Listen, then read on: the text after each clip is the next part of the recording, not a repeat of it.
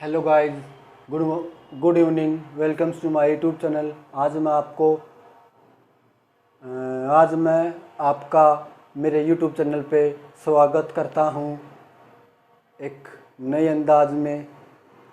पहले मैं कॉपी के ऊपर आपको टीच करता था, पढ़ाता था। अब उसी कॉपी को मैं ब्लैक बोर्ड पे ले आया। ब्लैक बोर्ड मतलब बोले तो ये वाइट बोर्ड पे ले आया। तो आज आज से हम इसी वाइट बोर्ड के ऊपर टीचिंग करेंगे। ठीक है, तो अपनी एक नई जर्नी शुरू होती है कॉपी से वाइट बोर्ड पे। ओके, तो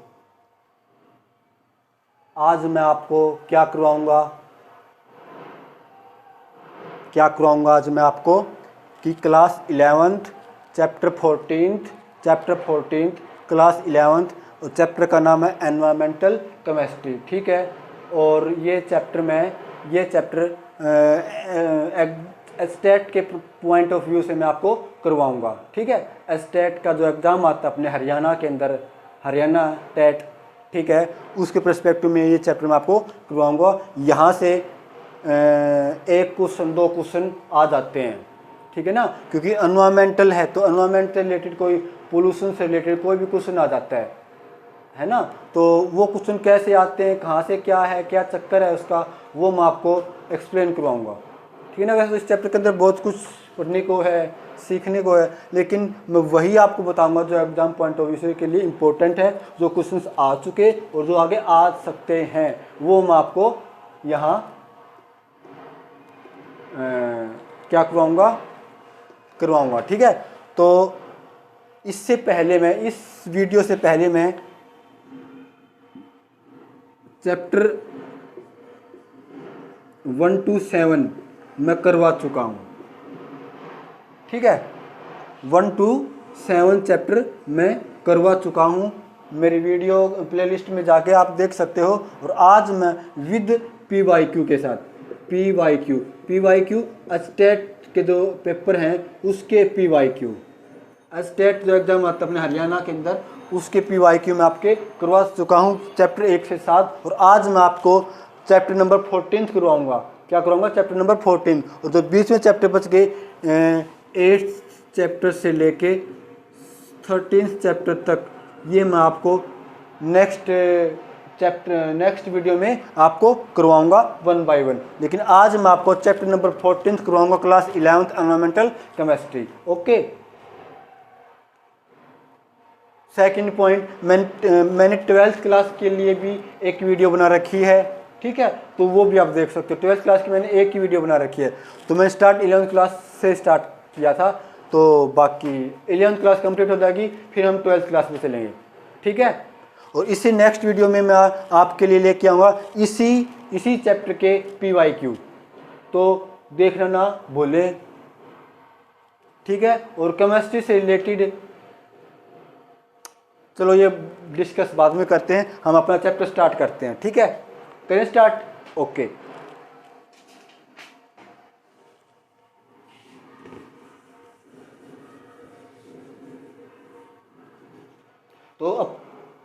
तो अपना एनवायरमेंटल केमिस्ट्री अपना चैप्टर का नाम है, जैसा कि आपको पता है। ठीक है, तो हम क्या पढ़ेंगे हम अपना जो पहला टॉपिक है वो है अपना पहला टॉपिक कि एयर है जो अपनी या एटमॉस्फेयर है, उसके अंदर कंपोजिशन कौन कौन सी है।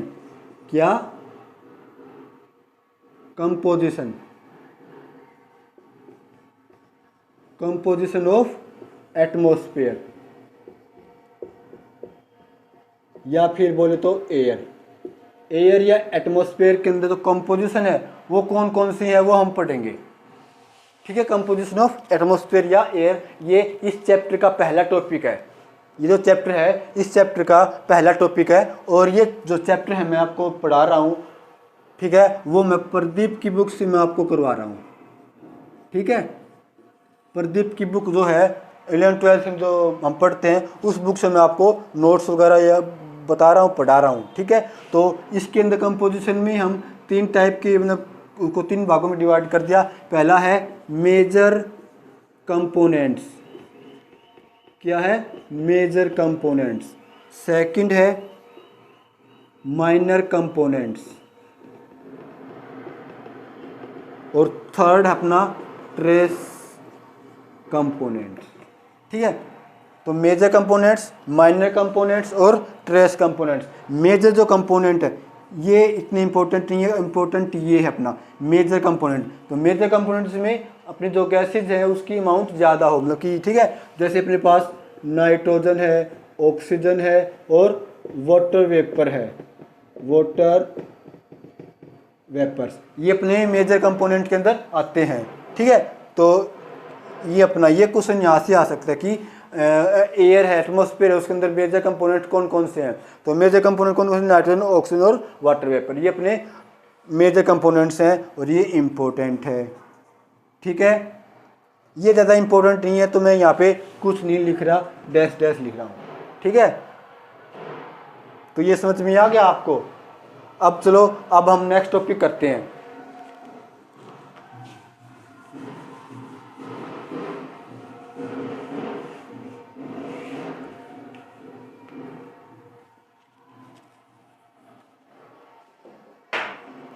सेकंड पॉइंट मैं आपको बताना चाहता हूँ कि सेकंड सब टॉपिक जो है कि अपने पास अर्थ जो है, अपनी अर्थ के ऊपर 4 लेयर है, मतलब कि 4 रीजन में डिवाइड कर रखा है इसका जो अपर जो एटमॉस्फेयर को। ठीक है, तो पहला रीजन है अपना, ये आपने शायद सुना होगा, पढ़ा होगा 6th 7th 8th क्लास में आपको पढ़ा होगा कि जो पहला जो रीजन है अब वो अर्थ से, तो वो अपना ट्रोपोस्फेयर। क्या है, ट्रोपोस्फेयर। ठीक है, उसके बाद अपना स्ट्रेटोस्फेयर, स्ट्रेटोस्फेयर कि कौन सा रीजन है, स्ट्रेटोस्फेयर। और उसके बाद अपना मीजोस्फेयर, मीजोस्फेयर क्या है, मीजोस्फेयर। और उसके बाद है अपना थर्मोस्फेयर, थर्मोस्फेयर है ना, क्या है, थर्मोस्फेयर। तो ये 4 रीजन है अबव द अर्थ, अर्थ के ऊपर 4 रीजन है। ठीक है, अब ये इसका रीजन का जो कितने रीजन में फैला हुआ है ट्रोपोस्फेयर, तो ये है 0 से 11 किलोमीटर, 0 से 11 किलोमीटर का जो एरिया है उसको हम क्या बोलते हैं, ट्रोपोस्फेयर। ठीक है, और यहाँ पे क्या है 11 किलोमीटर से 50 किलोमीटर,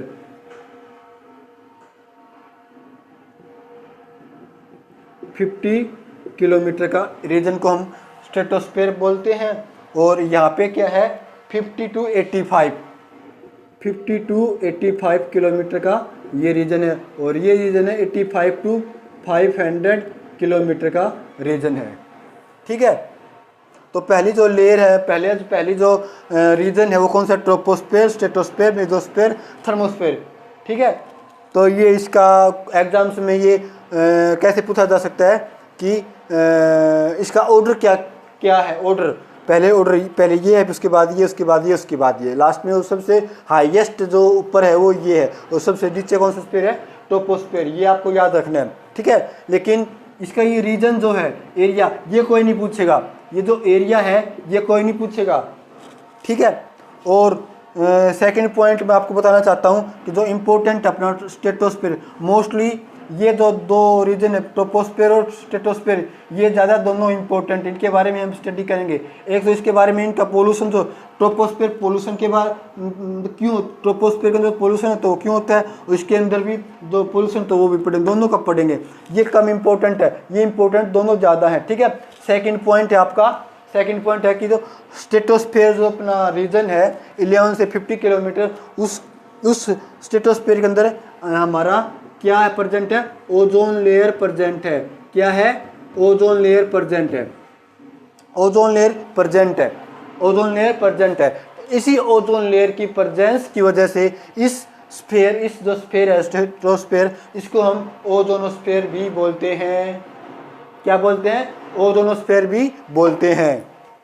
ठीक है, तो ये इंपॉर्टेंट है कि ओजोन लेयर किस स्फीयर में, किस रीजन में एग्जिस्ट करती है, किस स्फीयर में, रीजन में लाई करती है, तो किस में करती है, स्ट्रेटोस्फेयर। ये बात आ गई समझ में, ओजोन लेयर कहाँ पे प्रेजेंट है, स्ट्रेटोस्फेयर में। उसका रीजन कितना है, 11 से 50 किलोमीटर। ठीक है, ये आ गया समझ में।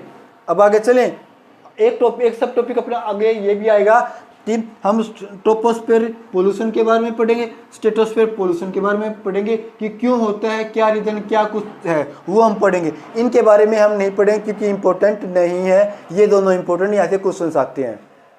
तो पहला ही क्वेश्चन अपना ये आ गया कि ओजोन लेयर कहाँ प्रेजेंट है, स्ट्रेटोस्फेयर के अंदर। ठीक है, अब हम नेक्स्ट सब टॉपिक पे चलते हैं। आ गया समझ में? देख लो, अब तुम कुछ बोलते तो हो नहीं, है ना, देखते देखते रहते हो।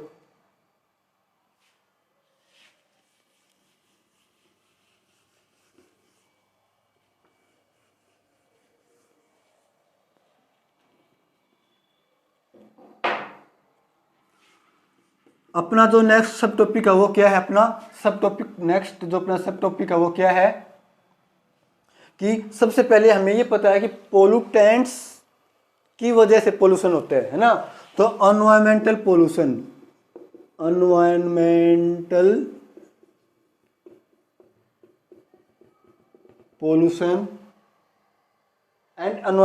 पोल्यूटेंट्स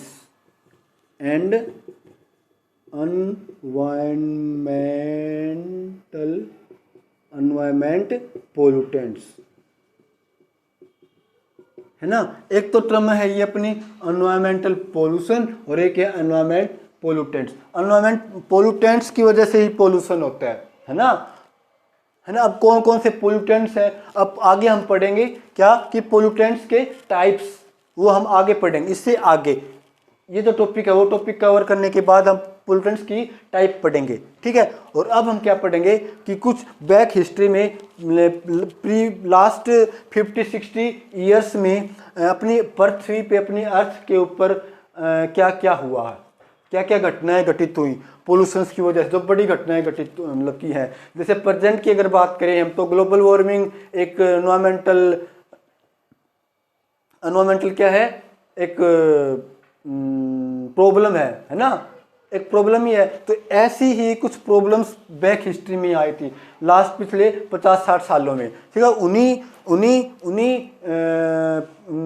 जो प्रॉब्लम थी उनको हम डिस्कस करेंगे यहाँ पे, ठीक है ना। तो पहली जो प्रॉब्लम थी अपनी वो थी लंदन स्मॉग। क्या थी? लंदन स्मॉग, ठीक है। ये कब हुआ था? 1952 में ये हुआ था। लंदन का मतलब लंदन के अंदर हुआ था ये घटना, ठीक है। और स्मोक का मतलब कैसे बना? स्मोक जो शब्द हो कैसे बना? शब्द स्मोक प्लस में फोग, इन दो शब्दों से ये शब्द बना है। इस जो ये जो डिजीज थी या फिर एक फिनोमिना था या फिर एक घटना थी 1952 के अंदर, ठीक है। इसकी वजह से कई बहुत सारे लोग मतलब कि डाई हो गए थे, मर गए थे। उसमें मेन रीज़न क्या था? इस जो स्मोक था इसकी वजह से लोग मर गए थे। रीज़न क्या था? स्मोक फैल गया था। क्यों फैल तो गया था, लेकिन उसकी वजह से हुआ था क्या था कि हम लोगों के अंदर रेस्पिरेटरी प्रॉब्लम्स हो गई थी। क्या हो गई थी? लोगों के अंदर रेस्पिरेटरी प्रॉब्लम्स, रेस्पिरेटरी डिजीज हो गई थी। लोगों के अंदर सांस लेने में प्रॉब्लम हो गई थी, ठीक है ना। रेस्पिरेटरी प्रॉब्लम्स, रेस्पिरेटरी डिजीज हो गई थी और उससे लोग मर रहे थे, ठीक है। 1952 में ये पहली घटना थी। अब स्मोक है तो स्मोक प्लस में फोग है ना। अब हम बात करेंगे कुछ पॉइंट हम 1 बाय 1 आगे पढ़ेंगे, ठीक है ना। पोल्यूटेंट्स के बारे में हम पढ़ेंगे आगे कि पोल्यूटेंट्स के कितने टाइप हैं, ठीक है ना। अब यहाँ पे स्मोक ये हो गया, पहला पॉइंट हो गया, आई मीन पहली घटना है, ठीक है, पहली घटना। अब हम करेंगे नेक्स्ट। ये क्वेश्चन पूछा जा सकता है कि जो लंदन स्मोक जो अपना हुआ था 1952 के अंदर, उसके अंदर क्या हुआ था? तो क्या हुआ था उसके अंदर? रेस्पिरेटरी डिजीज हो गई थी लोगों के अंदर, रेस्पिरेटरी डिजीज हो गई थी। एक लंदन स्मोक की घटना हुई थी, मतलब एनवायरमेंटल पोल्यूशन ही था ये, ठीक है। उसके अंदर लोगों को रेस्पिरेटरी डिजीज प्रॉब्लम्स हो गई थी 1952 में। स्मोक क्या है? स्मोक प्लस में फोग, इन दो शब्दों से मिलके ये स्मोक बना है। अब स्मोक के बारे में हम आगे पढ़ेंगे, ठीक है ना। अच्छे से। तो अब हम नेक्स्ट घटना पढ़ते हैं कि क्या हुआ था, है ना। अब नेक्स्ट है अपनी जो डिजीज थी, घटना थी, वो है अपनी मिनामाटा बे। ये 1 साल बाद हुई थी, ये कब हुई थी? 1953 में मिनामाटा। ठीक है, मिनामाटा ये कहाँ हुई थी? जापान के अंदर। ये कहाँ हुई थी? जापान के अंदर। जापान के अंदर हुआ था ये। ठीक है, ये जो घटना थी मिनामाटा, ठीक है, ये कहाँ हुई थी? जापान के अंदर हुई थी। और क्यों हुई थी, मतलब किस वजह से हुई थी ये हुई थी फिश खाने की वजह से। Due to eating fish, fish खाने की वजह से ये प्रॉब्लम हुई थी। ठीक है, लोगों ने फिश ज़्यादा खा ली थी और वो फिश पोल्यूटेड होगी, है ना, तभी तो डिजीज। फिश तो आज भी खाते हैं लोग, है ना, लेकिन उस टाइम पे जापान के अंदर कुछ पोल्यूटेड फिश खाई गई होगी लोगों के द्वारा, तो उसकी वजह से मिनामाटा ये बे जो कुछ जगह का नाम है ये। ठीक है, उसी की वजह से ये मतलब कि ये जो अपनी डिजीज है वो ये हो गई थी। ठीक है, अब हम करते हैं नेक्स्ट थर्ड। ठीक है, थर्ड में क्या है ये भी आपको पता ही होगा, हिरोशिमा नागासाकी, है ना, हिरोशिमा नागासाकी, है ना। यह आपको पता है हिरोशिमा नागासाकी का क्या मतलब क्या चक्कर है इसका, किसने क्या किया था, किसने किस पे बम गिराया था, है ना। और इसमें हुआ क्या था? रेडिएशंस इमिट हुई थी। क्या हुई थी? हुआ क्या था ये?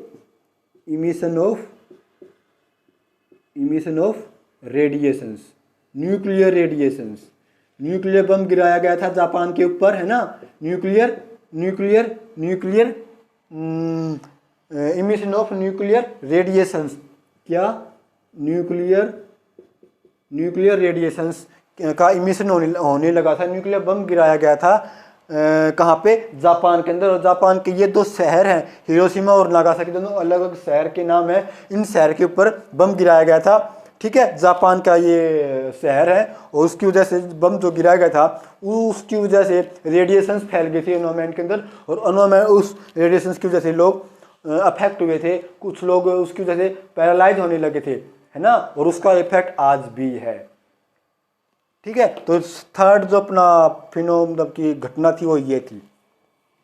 और अब ये कब हुआ था हिरोशिमा नागासाकी का, तो तुम देख लेना कब हुआ था ये। ठीक है, थर्ड हो गया। अब फोर्थ की बात करते हैं। 3 हो गए, अब फोर्थ।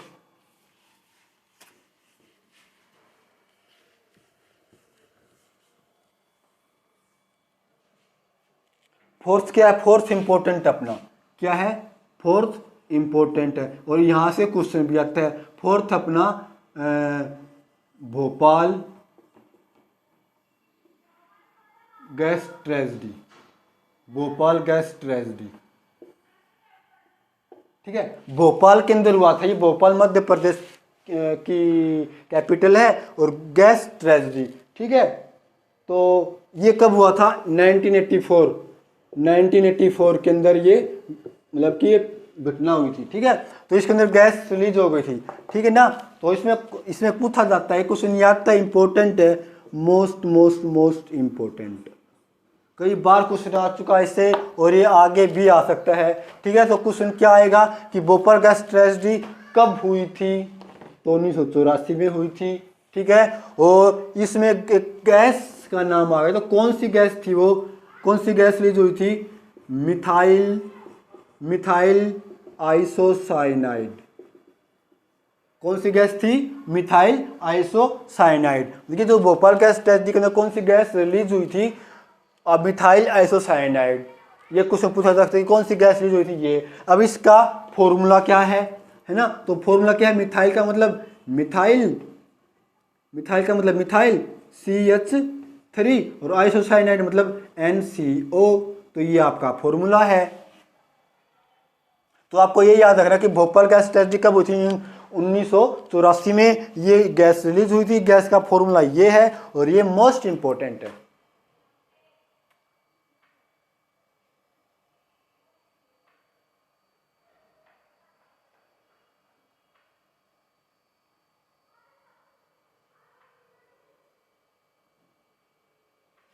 चलिए आगे।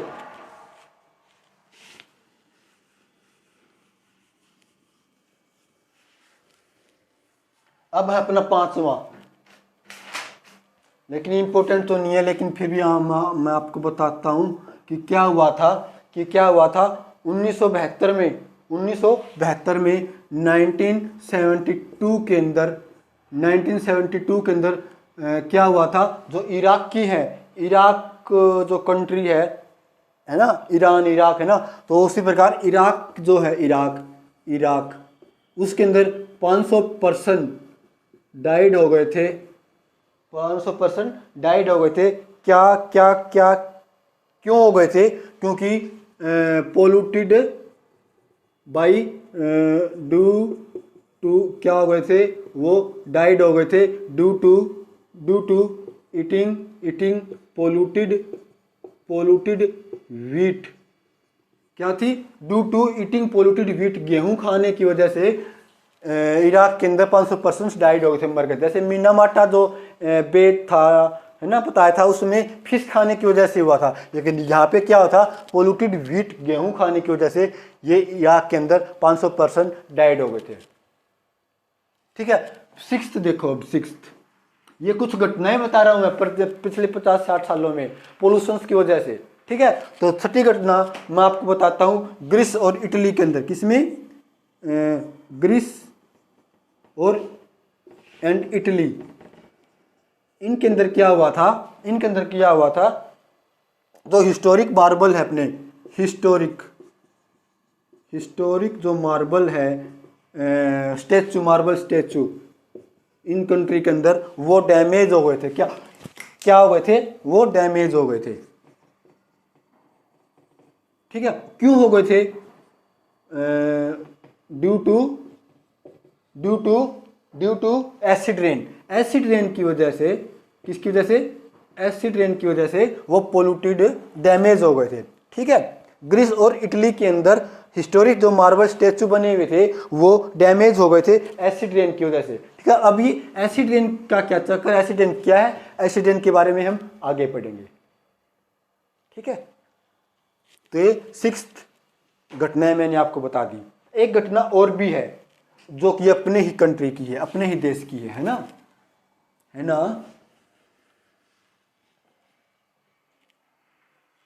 तो अपना सेवंथ जो घटना है वो अपने ही कंट्री की है। ताजमहल का आपने नाम सुना होगा, 7 अजूबों में से एक अजूबा। ठीक है ना। आजकल ये जो ताजमहल है वो क्या हो रहा है, अफेक्टेड हो रहा है। वो क्यों अफेक्टेड हो रहा है? SO2 की वजह से वो अफेक्टेड हो रहा है ना। तो ये 7 घटनाएं मैंने आपको बता दी। SO2 fumes.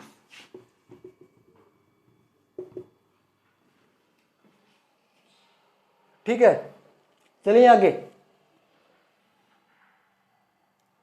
देख लो।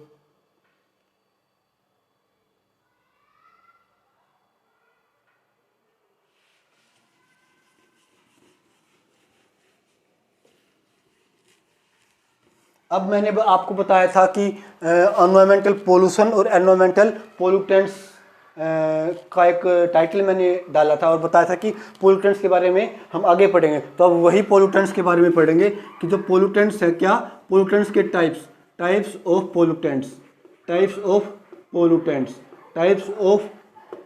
पोल्यूटेंट्स। ठीक है। पोल्यूटेंट्स कितने टाइप के पोल्यूटेंट्स अपने पास को यहाँ पे हमने 2 भागों में क्लासिफाई कर दिया। तो पहली जो क्लासिफिकेशन है वो अपनी प्राइमरी और सेकेंडरी। ठीक है। प्राइमरी में क्या है अपने पास? प्राइमरी में क्या है? एग्जाम्पल बोले तो मतलब कि NO2 और SO2 है ना, SO2। सेकेंडरी में क्या है? एग्जाम्पल हाइड्रोकार्बन्स और ऑक्साइड्स ऑफ नाइट्रोजन्स।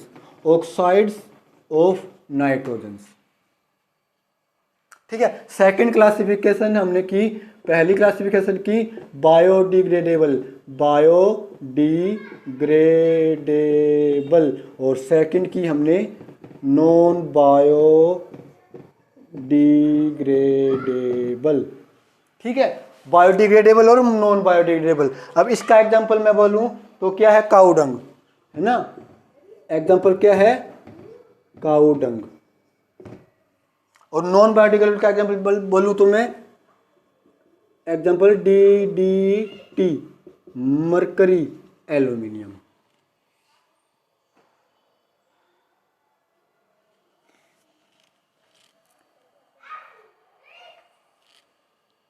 तो ये दो क्लासिफिकेशन हो गई। यहाँ से क्वेश्चन आते कि 4-5 पोल्यूटेंट्स आपको दे दिए जाएंगे, उसमें से पूछा जाएगा कि आप ये बताओ कि नॉन बायोडिग्रेडेबल पोल्यूटेंट्स कौन सा है ना। तो कौन सा है, DDT, मरकरी, एल्यूमिनियम।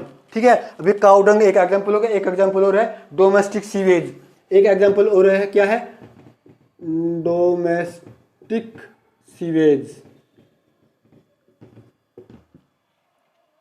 ठीक है, आ गया समझ में। चलिए अब हम आगे, चलो आगे चलते हैं। अब हम पोल्यूटेंट्स की टाइप हो गई। चलिए आगे अब हम देख लो।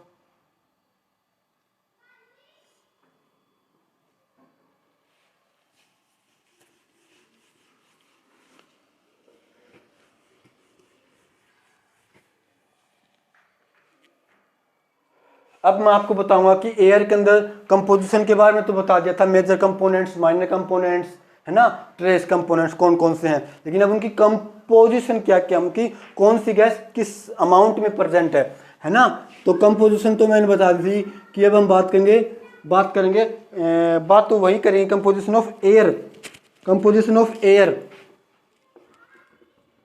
कंपोजिशन ऑफ एयर, है ना। एयर की कंपोजिशन, एयर के अंदर को तो बहुत सारी गैसेस प्रेजेंट है ना। तो नाइट्रोजन, ऑक्सीजन, आर्गन, CO2, है ना, ये अपने पास गैसेस प्रेजेंट हैं। गैसेस और भी प्रेजेंट है, लेकिन इनकी ज़्यादा कुछ महत्व है, इंपॉर्टेंस है। तो सबसे ज़्यादा गैस कौन सी प्रेजेंट है अपने पास एटमॉस्फेयर में, एयर में, नाइट्रोजन गैस। कितनी है, 78.10%। तो क्वेश्चन ये पूछा जा सकता है कि एयर के अंदर सबसे ज़्यादा कौन सी गैस प्रेजेंट है, कौन सी गैस प्रेजेंट है, नाइट्रोजन गैस प्रेजेंट है 78.10%।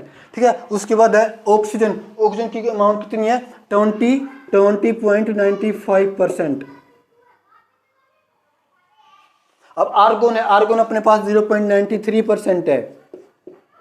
और CO2 है, CO2 कितनी परसेंट है, 0.032%। ठीक है, ठीक है ना। सबसे कम है CO2, सबसे कम है अमाउंट, लेकिन इसी पोल्यूटेंट्स की वजह से ग्लोबल वार्मिंग हो रही है। इसकी वजह से क्या हो रही है, ग्लोबल वार्मिंग। क्या हो रही है, ग्लोबल वार्मिंग, है ना। इसकी वजह क्या होती है, ग्लोबल वार्मिंग।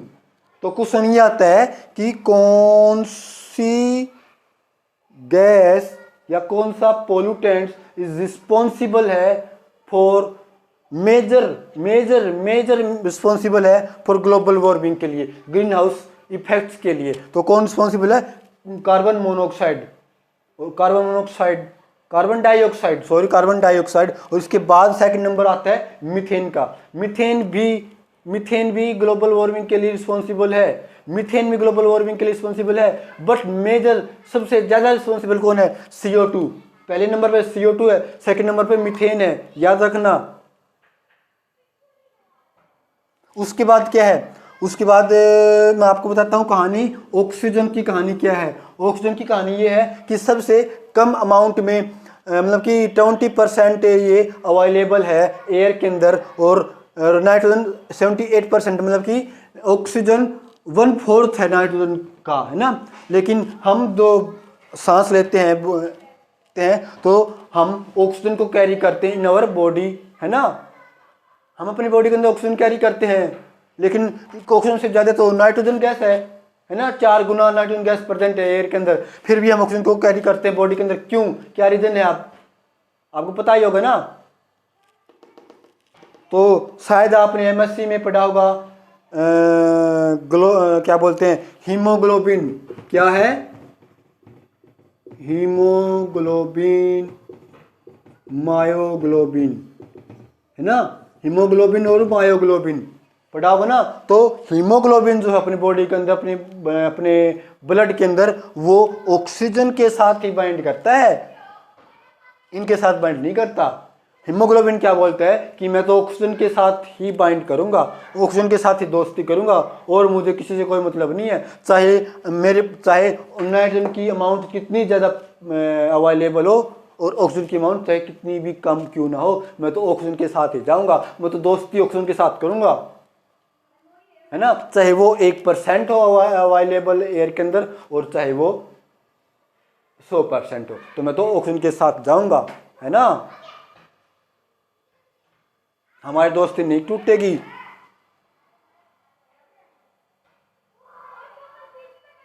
ठीक है, तो ये दो कहानियां थी। नाइट्रोजन की कहानी मैं थोड़ा आगे बताऊंगा, इसका क्या चक्कर है ना।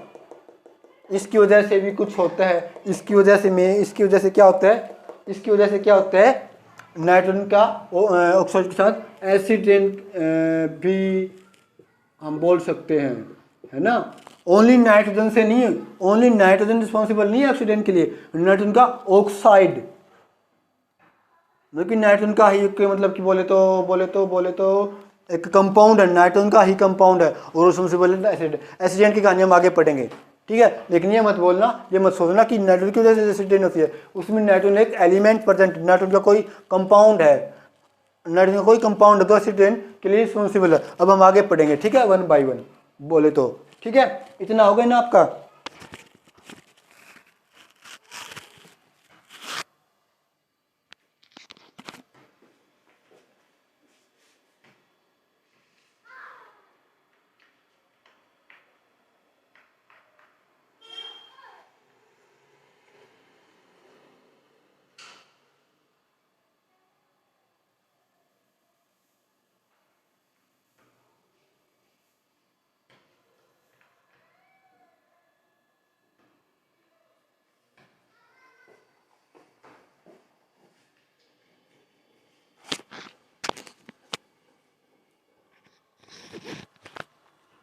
ये हो गए ना, समझ में आ गए ना आपको।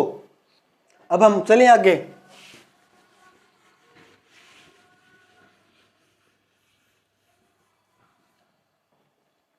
अब मैंने आपको ये बताया था कि पोल्यूशन के बारे में बताया, ट्रोपोस्फेयर पोल्यूशन, स्ट्रेटोस्फेयर पोल्यूशन के बारे में स्टार्टिंग में मैंने एक टॉपिक बताया था ना, उसको हम एक्सप्लेन करेंगे। तो एक पोल्यूशन आता है अपने पास, यहाँ पे दो ये लाइन लगा लो, ट्रोपोस्फेयर पोल्यूशन और स्ट्रेटोस्फेयर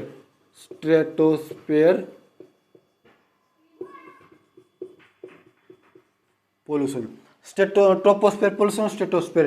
ठीक है, अब ये जो इसके अंदर जो पोल्यूशन, ट्रोपोस्फेयर पोल्यूशन किसकी वजह से होता है, ड्यू टू किसकी वजह से होता है, देखो CO कार्बन मोनोऑक्साइड पहला, दूसरा CXHX क्या है का हाइड्रोकार्बन्स, और थर्ड क्या है अपने पास NOx, और फोर्थ क्या है NOx, क्या है नाइट्रोजन का कोई ऑक्साइड, और ये है सल्फर का कोई ऑक्साइड, और फिफ्थ अपने पास पार्टिकुलेट्स, क्या है पार्टिकुलेट्स।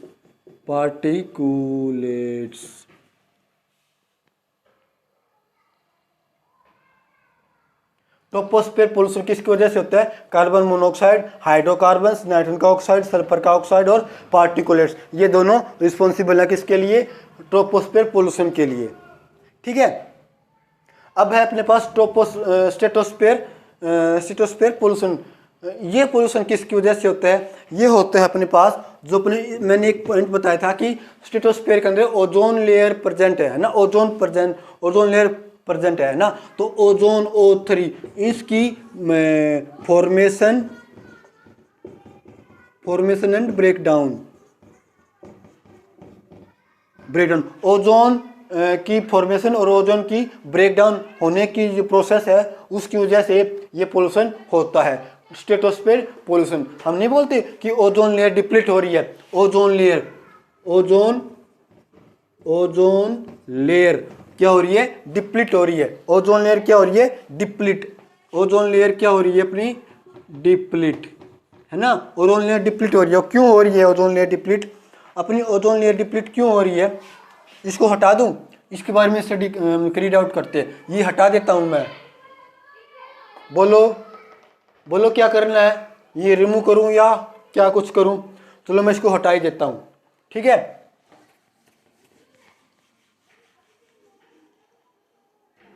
अब ये जो ओजोन लेयर है अपने, ये डिप्लीट हो रही है, ये डिप्लीट हो रही है, ठीक है। क्यों हो रही है ये डिप्लीट, ओजोन लेयर डिप्लीट क्यों हो रही है, ओजोन लेयर क्यों डिप्लीट हो रही है, ड्यू टू, देखो ओजोन लेयर डिप्लीट हो रही है ड्यू टू, पहला है CFC की वजह से, और सेकंड अपना नाइट्रोजन का ऑक्साइड, ठीक है। ओजोन लेयर जो है डिप्लीट हो रही है, ओजोन लेयर क्या डिप्लीट हो रही है, क्यों, पहला रीजन है CFC और सेकंड ऑप्शन है जो रीजन है नाइट्रोजन का ऑक्साइड। अब CFC क्या है, क्लोरोफ्लोरोकार्बन्स, और ये क्या है, नाइट्रोजन का कोई ऑक्साइड। इन दोनों की वजह से ओजोन लेयर डिप्लीट हो रही है।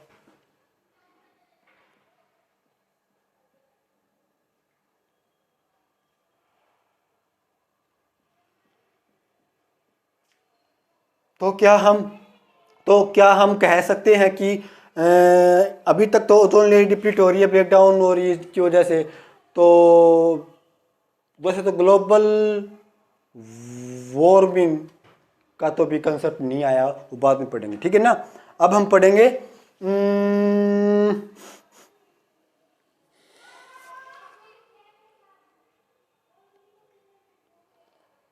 अब इसकी कहानी हम पढ़ेंगे, नाइट्रोजन का ऑक्साइड।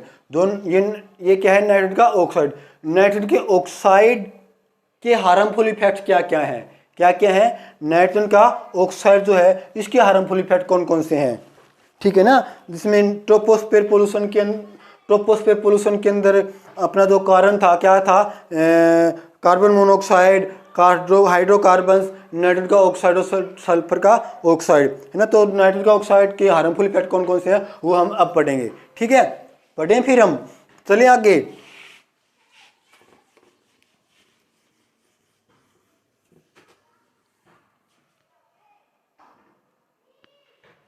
तो अपना क्या है, हार्मफुल इफेक्ट्स ऑफ किसके harmful effects of NOx, nitrogen का ऑक्साइड। इसका जो इफेक्ट हो क्या है, स्मोक की फॉर्मेशन होती है इसी की वजह से। स्मोक क्या है अपना, स्मोक प्लस में फॉग, है ना। तो ये इन दो शब्दों से मिलकर ये बना है स्मोक, ठीक है। तो ये होता क्यों है, ये जो स्मोक है वो किसकी वजह से होता है, it is form as a result of किसकी वजह में, reaction between oxides of nitrogen and hydrocarbons and hydrocarbons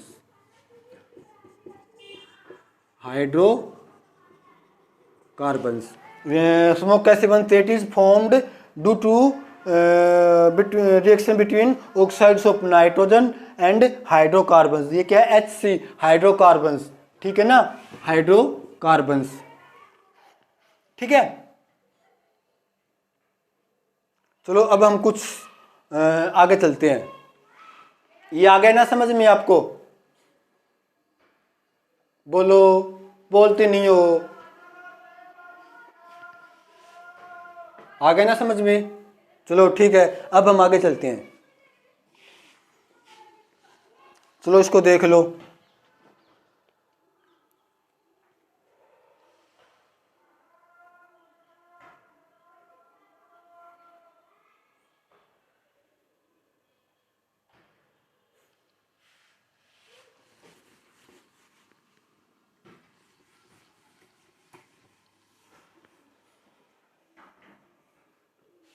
अब हम आगे चलते हैं। कुछ एटमॉस्फेयर के अंदर कुछ रिएक्शंस होती हैं, क्या होती हैं, कुछ रिएक्शंस, उन्हीं रिएक्शंस के बारे में हम पढ़ेंगे। एटमॉस्फेयर के अंदर कुछ रिएक्शंस होती हैं, उनको हम पढ़ेंगे। तो क्या है, रिएक्शंस इन कहाँ पे, एटमॉस्फेयर के अंदर। एटमॉस्फेयर के अंदर कौन कौन सी रिएक्शंस होती है उनके बारे में हम पढ़ेंगे। तो पहले रिएक्शन के बारे में हम पढ़ते हैं green house effect. Green house effect, ये आपको पता है ग्रीन हाउस इफेक्ट कैसे होता है। ग्रीन हाउस गैसेज की वजह से, ग्रीन हाउस गैसेज की वजह से ग्रीन हाउस इफेक्ट होता है। और इस इफेक्ट की वजह से आपका क्या होता है, ग्लोबल वार्मिंग, है ना। तो ग्रीन हाउस गैस कौन सी है, CO2 है, मीथेन है, CFCs है ना।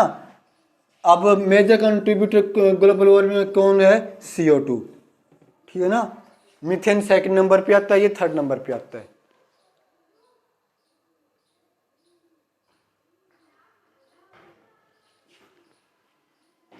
अब एक है अपना, अब सेकंड है, मैंने आपको बताया था क्या, स्मोक के बारे में, है ना। तो स्मोक भी अपने पास दो टाइप के हैं, एक तो है अपने पास लंदन स्मोक और एक है लॉस एंजल्स,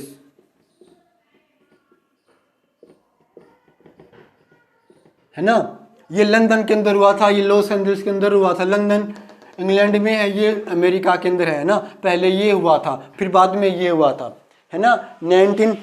ये कब हुआ था, 1950 में, और ये क्या हुआ था, 1952 के अंदर। फेमस पॉपुलर ये हुआ था, ठीक है ना। ये इसके अंदर क्या हुआ था, रेस्पिरेटरी डिजीज हो गई थी, रेस्पिरेटरी डिजीज। और इसमें क्या हो गया था, आई प्रॉब्लम हो गई थी लोगों के अंदर, आई प्रॉब्लम, है ना। इसके अंदर क्या था, ये कैसे, इसमें क्या क्या शामिल तो है, क्या है वो स्मोक और फॉग, इसमें क्या था, स्मोक प्लस में फॉग, इन दोनों का शामिल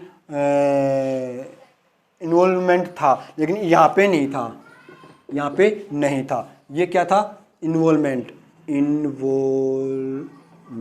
ये क्या था, इसमें नहीं था। इसमें क्या था, अपने पास फॉर्म्ड ड्यू टू SO2। ये जो अपना लंदन स्मोक कैसे बना था, SO2 प्लस में ह्यूमिडिटी, सल्फर डाइऑक्साइड और ह्यूमिडिटी की वजह से ये लंदन स्मोक बना था। लेकिन ये जो है वो कैसे बना था, फॉर्म्ड बाई NO2 प्लस में हाइड्रोकार्बन्स, नाइट्रोजन का ऑक्साइड और हाइड्रोकार्बन्स से बना था लॉस एंजल्स स्मोक। और ये बना था SO2 और ह्यूमिडिटी की वजह से, ठीक है। अब ये जो लंदन स्मोक, ये रिड्यूसिंग इन कैरेक्टर है। कैरेक्टर में कैसा है, रिड्यूसिंग, और ये क्या है, ऑक्सीडाइजिंग इन कैरेक्टर। क्या है ये ऑक्सीडाइजिंग इन नेचर। और ये क्या है आपका, कहाँ लिखो, ये क्या है आपका, fourth point, reducing in nature, ठीक है, हो गया। लंदन स्मोक और लॉस एंजल्स स्मोक, ये पहले हुआ था, ये बाद में हुआ था। इसमें रेस्पिरेटरी डिजीज हो गई थी, इसमें आई प्रॉब्लम हो गई थी, इसमें स्मोक और फॉग का इन्वॉल्वमेंट था, इसमें नहीं था, ठीक है। ये नेचर में रिड्यूसिंग है, ये ऑक्सीडाइजिंग है, ठीक है। ये कैसे बना था, फॉर्म्ड बाय NO2 और हाइड्रोकार्बन्स। ये कैसे बना था, सल्फर डाइऑक्साइड और ह्यूमिडिटी। ये कुछ डिफरेंस है, वो ध्यान रखना। आगे चलें, बोलो, बोलते नहीं हो। चलो ठीक है, चलते हैं, आगे चलते हैं। तुम तो बोलते नहीं हो, मैं ही बोलता हूं, है ना।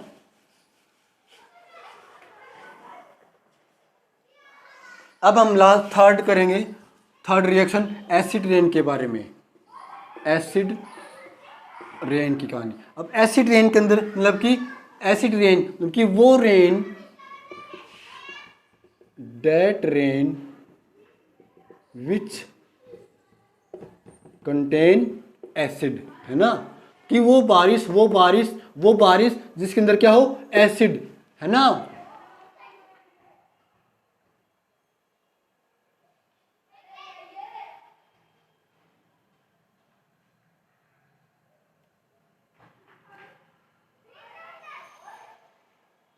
तो कौन से एसिड है, H2SO4 और HNO3, नाइट्रिक एसिड और सल्फ्यूरिक एसिड। ये दो एसिड अगर किसी भी बारिश के अंदर HNO3 और H2SO4 अगर उस बारिश के अंदर हैं तो उस बारिश को क्या बोलेंगे, एसिड रेन। ठीक है, अब इन दोनों में अमाउंट किसकी ज़्यादा, सल्फ्यूरिक एसिड की, कितनी 60 to 70% परसेंटेज, ये है अपनी 30 to 40%। ठीक है, सल्फ्यूरिक एसिड और नाइट्रिक एसिड। और लिस्ट जो लिस्ट सबसे कम अमाउंट में क्या है, HCl। HCl भी रिस्पॉन्सिबल है एसिड रेन के लिए, याद रखना, एसिड रेन के लिए HCl भी रिस्पॉन्सिबल है, लेकिन सबसे कम अमाउंट में प्रेजेंट है ये HCl। सबसे ज़्यादा अमाउंट में सल्फ्यूरिक एसिड है, उसके बाद है HNO3 और सबसे कम अमाउंट में HCl। ठीक है, ये आ गया समझ में, हो गया याद। तो एसिड रेन के बारे में क्वेश्चन आ सकता है कि एसिड रेन किसकी वजह से होती है, तो H2SO4 नाइट्रिक एसिड, और ये एसिड रेन को जब ये होता है तो मेजर कंट्रीब्यूशन किसका है, H2SO4 का, सेकंड नंबर पे HNO3 का, और लिस्ट में सबसे कम HCl का। ठीक है, चलिए आगे देख लो।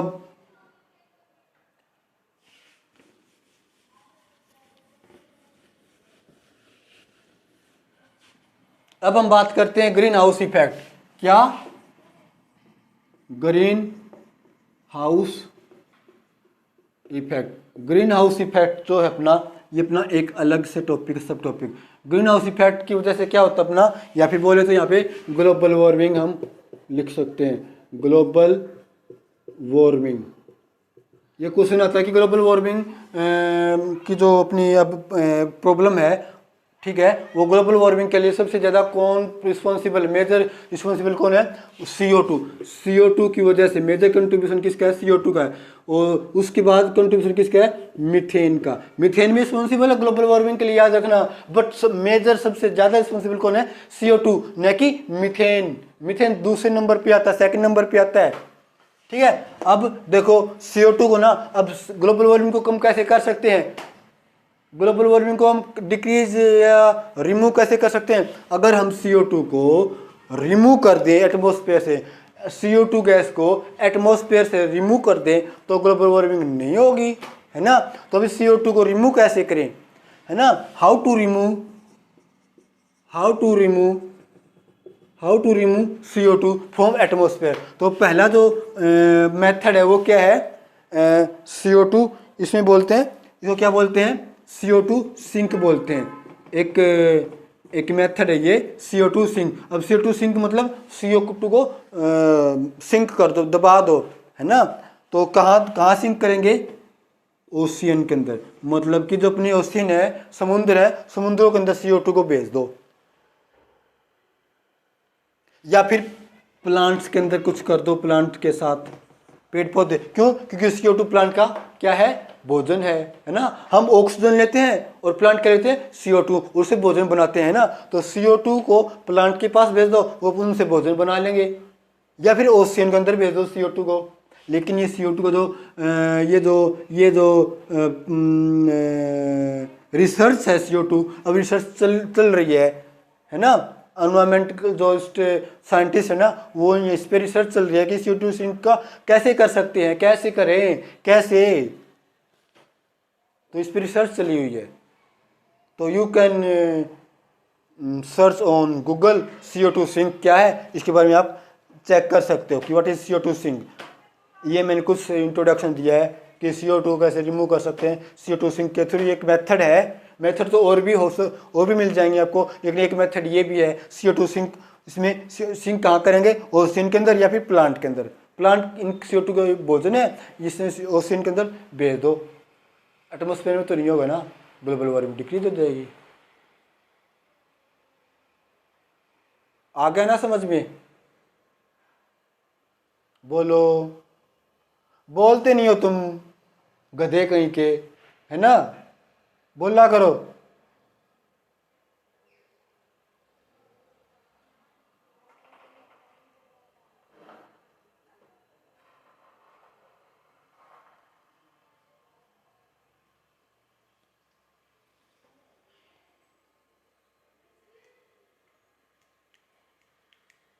इसके साथ अपना चैप्टर कंप्लीट हो गया, ठीक है ना। चैप्टर नंबर 14 क्लास 11 ये चैप्टर कंप्लीट हो गया। ये जो मैंने आपको पढ़ाया है, जो भी ये स्टेट एग्जाम्स के पॉइंट ऑफ व्यू से मैंने पढ़ाया है, ठीक है। जो क्वेश्चंस आ चुके हैं या फिर आगे आएंगे, ठीक है ना, PYQ में नेक्स्ट वीडियो में आपके लिए लेके आऊँगा कि कौन कौन से क्वेश्चन आए हुए हैं, ठीक है ना। उन क्वेश्चन को सोल्व करने के लिए आप मेरी ये वीडियो देख सकते हो, ठीक है।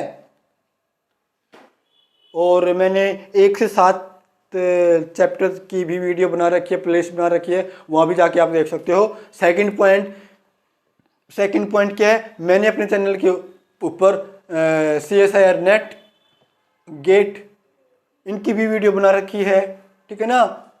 तो और आगे भी बनाता रहूँगा, अब मैं कंटिन्यू करता रहूँगा वीडियो बनाने के लिए इसी वाइट बोर्ड पे, है ना। तो ये मेरी पहली वीडियो थी वाइट बोर्ड पे, जो कि आज मुझे पढ़ा के मुझे बहुत अच्छा लगा, है ना, बहुत ही अच्छा लगा मुझे।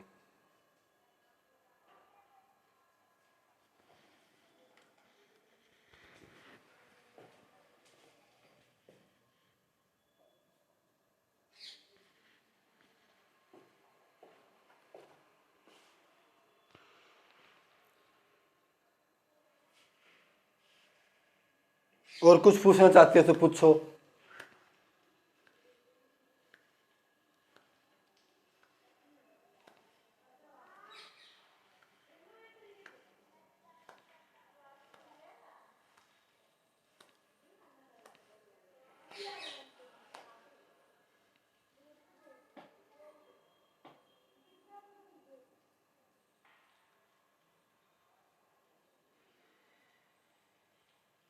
अब मैं क्या करूँगा, नेक्स्ट वीडियो में एक तो इसकी PYQ लेके आऊँगा, और उसके बाद PYQ लेने के बाद मैं नेक्स्ट चैप्टर नंबर 13 करवाऊँगा आपको, हाइड्रोकार्बन्स, ठीक है। हाइड्रोकार्बन्स अल्केन, अल्कीन, अल्काइन, ये तीनों होते हैं ना, वो तीनों मैं आपको एग्जाम एस्टेट के पॉइंट ऑफ व्यू से आपको टीच करवाऊँगा, ठीक है ना। वैसे तो ये चैप्टर कहीं भी आपको यूज कर सकते हो, केमिस्ट्री के क्वेश्चन जहाँ भी आपके आते हैं ना केमिस्ट्री क्वेश्चंस, तो वहाँ पे इसको यूज कर सकते हो, है ना, कर सकते हो ना, तो कर लेना फिर।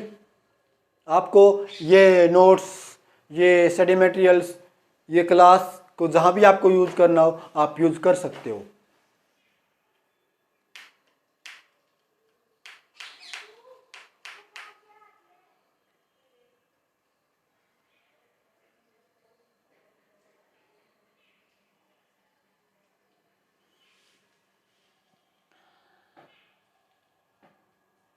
आज तो एसिड रेन हो गई ना।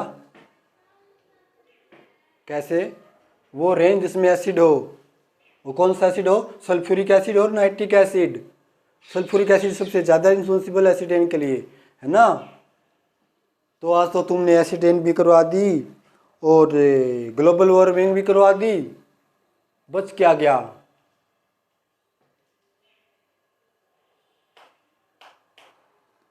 कुछ नहीं बचा, है ना।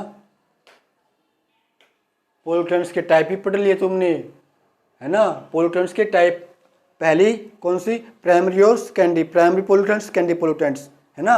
सेकंड क्लासिफिकेशन बायोडिग्रेडेबल और नॉन बायोडिग्रेडेबल, है ना। उसके बाद हमने क्या पढ़ा?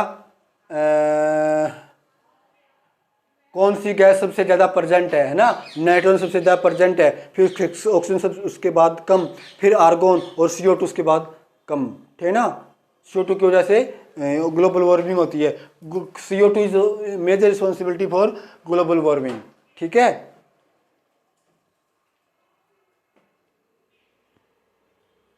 फिर हमने लंदन स्मोक के बारे में पढ़ा, लॉस एंजल्स स्मोक के बारे में पढ़ा, है ना, और पढ़ ही रहे हैं। तो मे बी ये चैप्टर आपका कंप्लीट हो गया, मे बी क्या हो ही गया, और उसको पढ़ लेना। क्वेश्चंस मैं अगले वीडियो में लेके आऊँगा, मेरी आप वीडियो देख लेना, वो देख लोगे ना, ठीक है।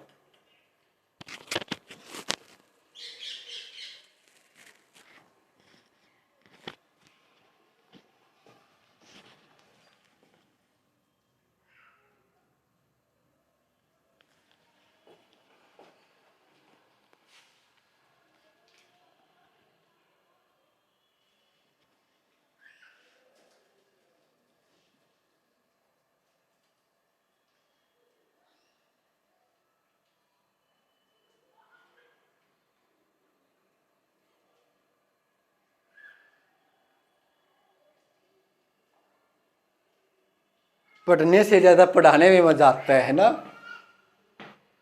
पढ़ने से ज़्यादा पढ़ाने में मजा आता है। और अगर पढ़ाने वाला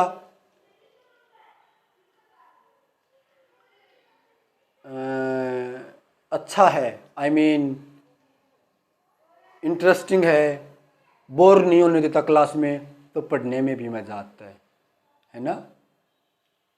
तो इसलिए पढ़ते रहो और पढ़ाते रहो, है ना।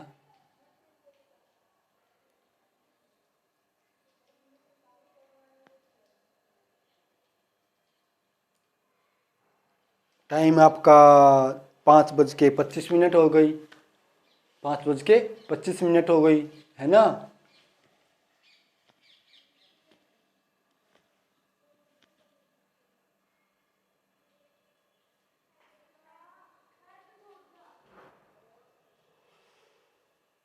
अब मेरे पास हाथ में घड़ी है ना। इस घड़ी के अंदर 3 सुइयां हैं, घंटे वाली, आवर्स वाली, मिनट्स वाली, सेकंड्स वाली, है ना। अब कोई पूछता है कि क्या टाइम हुआ, तो हम यही बोलते हैं 5:25 हो गई, है ना, है ना। लेकिन एक सुई और भी है। क्या? एक सुई और भी है सेकंड वाली, उसकी मेहनत कोई नहीं देखता। उस सुई की सेकंड वाली जो सुई है उसकी मेहनत कोई नहीं देखता। लेकिन अगर वो चलनी बंद हो गई, सेकंड वाली सुई चलनी बंद हो गई, तो इन 2 सुइयों का कोई इंपॉर्टेंस नहीं रह जाती, है ना। तो ऑलवेज रिमेंबर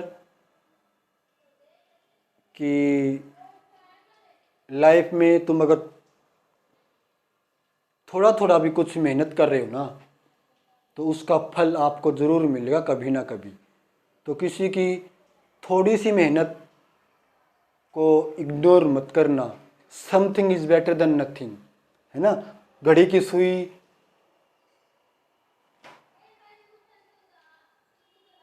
मेहनत करते रहना, सेकंड की जो सुई है ना उसकी तरह कंटिन्यू लगे रहना, आपकी मेहनत रंग लेके आएगी, आज नहीं तो कल, है ना।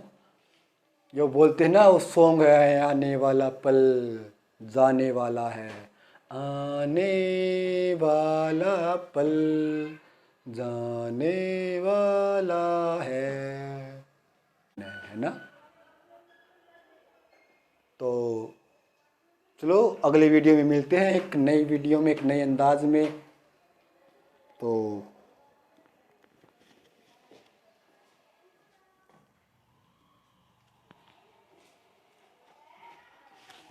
तो मैं आपका थैंक यू बोलता हूँ। Thank you for watching my video, है ना। Thank you for watching my video, thank you.